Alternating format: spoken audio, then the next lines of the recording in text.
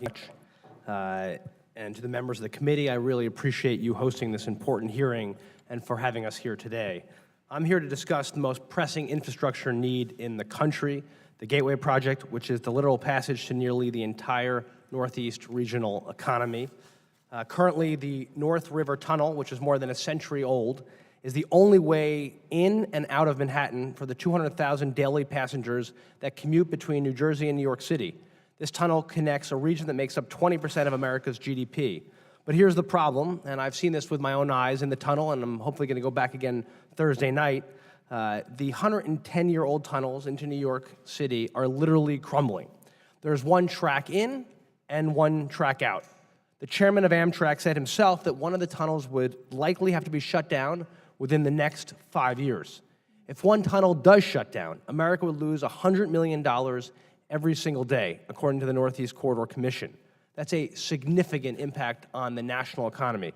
That's why I introduced my bipartisan legislation with Representative Peter King from New York, requiring the U.S. Department of Transportation to outline their plan for a doomsday contingency scenario if one of the tunnels under the Hudson has to shut down.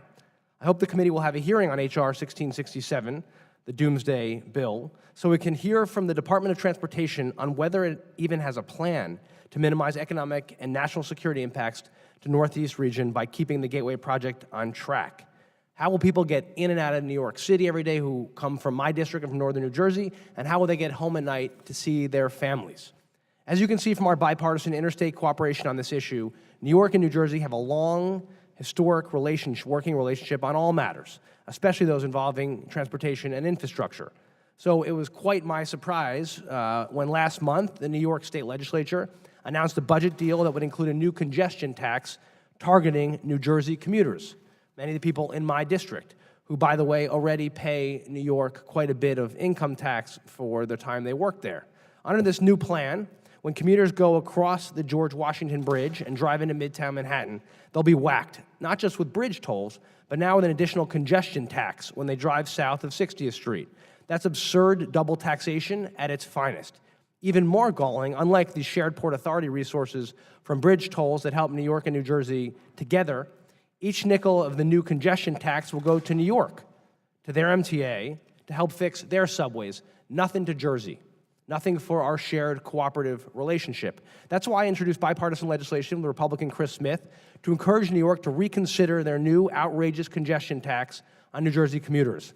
The Anti-Congestion Tax Act, or as I like to also call it, the Manhattan Moocher Prevention Act, takes two concrete actions. First, the anti-congestion tax will prohibit the Secretary of Transportation from awarding any new capital investment grants to the MTA projects in New York until drivers from all three New Jersey crossings into Manhattan receive exemptions from this outrageous congestion tax.